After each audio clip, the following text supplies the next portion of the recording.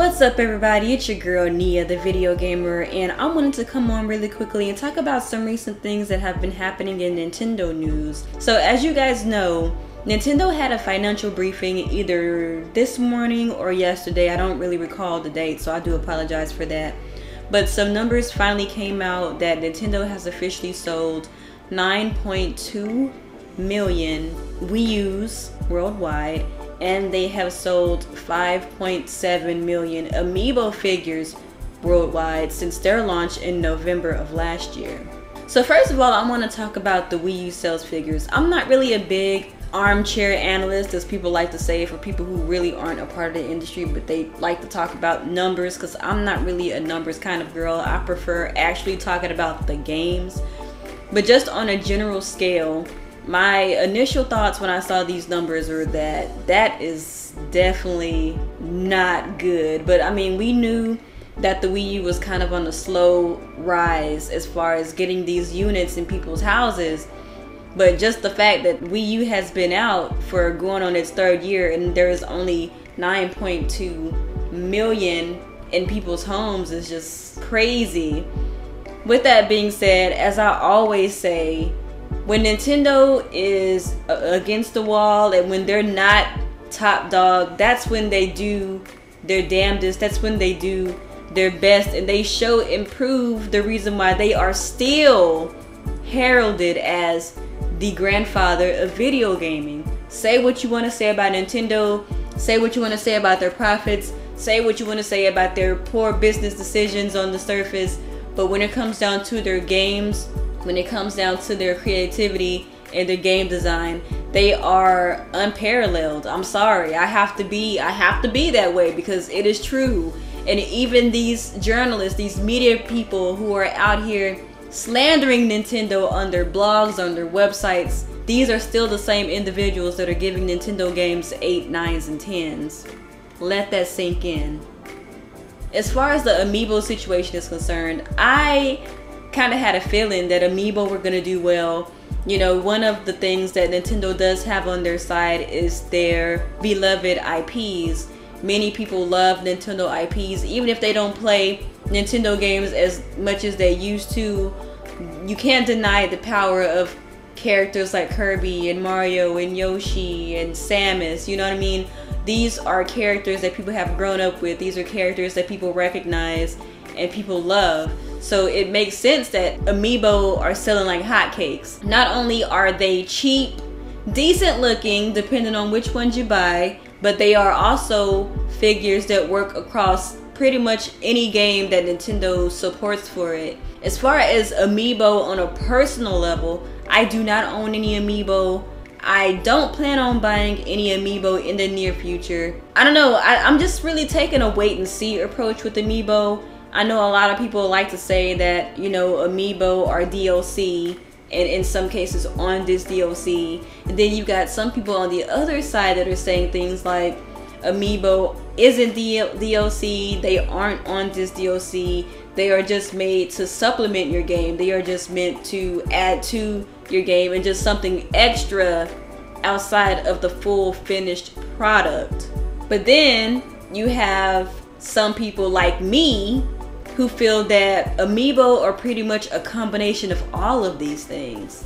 So I'm just kind of taking the wait and see approach on how the developers are choosing to use Amiibo for games such as Hyrule Warriors, Mario Kart, and Super Smash Bros. Amiibo simply extend your game. They add a different level of play. For Smash Bros, you can use your Amiibo figure as a figure player to play against, or to play against people locally in your house. In Hyrule Warriors, they give you different items, different costumes. The same goes for Mario Kart. But in games that are upcoming, such as Mario Party 10, these Amiibos play a bigger part in the actual game mechanics than a simple skin or a simple power-up. For example, in Mario Party 10, there's a whole mode specifically dedicated to Amiibo. Some people would consider that to be basically on this DLC. In order to play that mode, you have to buy this other thing, which is an Amiibo figure. This whole Amiibo thing, in my opinion, I think it's a completely different model altogether. I think it's a model that's different than DLC, but at the same time is similar to DLC, but I wouldn't particularly put the two together because DLC can be anything. Any way that the developers choose to use DLC, whether they want to use it as a supplement, whether they want to be jackasses like the Evolve developers and make whole chunks of the game DLC, it just depends on what the developers have in mind for it. And that's pretty much the same way that I feel about Amiibo. Until I start seeing the way that developers across Nintendo plan on using Amiibo, I'm going to continue to take the wait and see approach before I buy.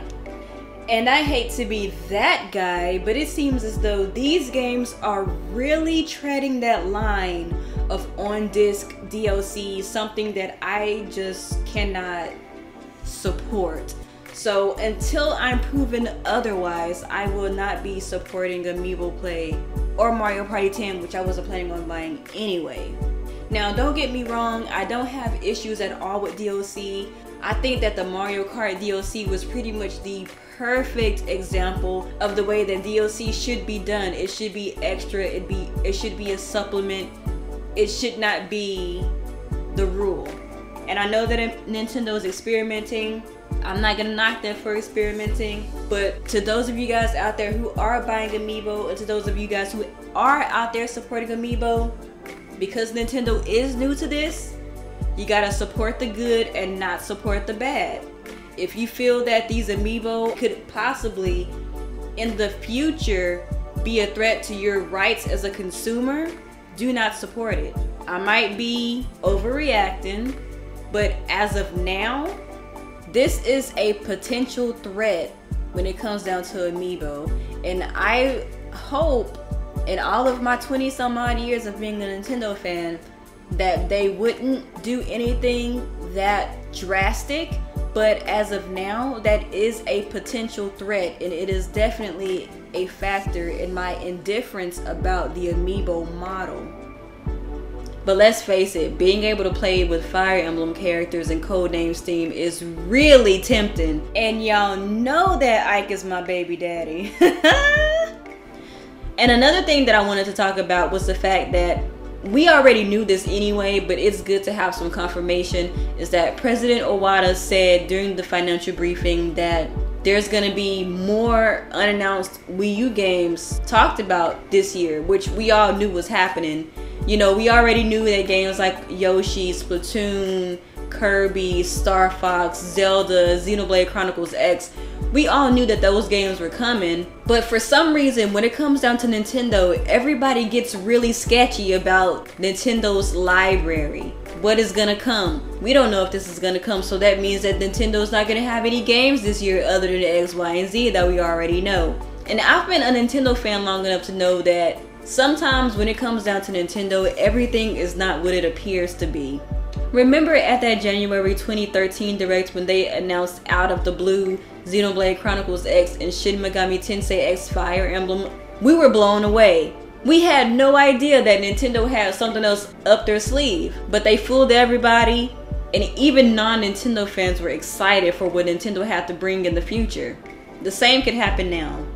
So whatever Nintendo decides to announce, I'm looking forward to it. I cannot wait. Just based on Nintendo's history, they're gonna pull something out of their butt that nobody was expecting, and everybody's gonna be like, oh word, that's hot. You know? So what I really think is gonna happen this generation with Nintendo is, even though they're not gonna have most of the market share, they're gonna have some of the most creative, genius, unique games that we've seen in a long time from Nintendo. I'm predicting that we're gonna see a lot of old IPs coming back. I believe that we're gonna get a new F-Zero. We're getting a new Star Fox. Of course we're gonna get a new F-Zero, because every time people were saying they wanted a new Star Fox, they always coupled it with, they also wanted a new F-Zero. So what makes you think they're not working on an F-Zero right now? You better bet your ass that we're gonna get a new Metroid. And we might even see some other new IPs come back that we never expected, like a new Takamaru game, like a new Star Tropics, like a new Earthbound. That's a good joke, am I right? Shout outs to NintenGod773. And I also believe that we're gonna get a whole lot of new things as well. Look, Splatoon and Codename Steam came out of nowhere. Do you guys think those will be the only new IPs we'll see this generation? They've already said they've got the Nintendo Garage, where they've got a whole lot of younger developers with fresh ideas just waiting and revving up ideas. We're gonna see so many great things from Nintendo this generation. I wholeheartedly believe that, and I'm just gonna keep doing what I'm doing. I'm gonna play the games that I've got, and I'm gonna sit back and I'm gonna wait until these Nintendo Directs. I'm gonna wait until they start sending out these press releases. I suggest that you all don't push the panic button just yet and do the same. So that's pretty much my video. Let me know how you feel in the comment section, and I'll talk to you guys later. Peace.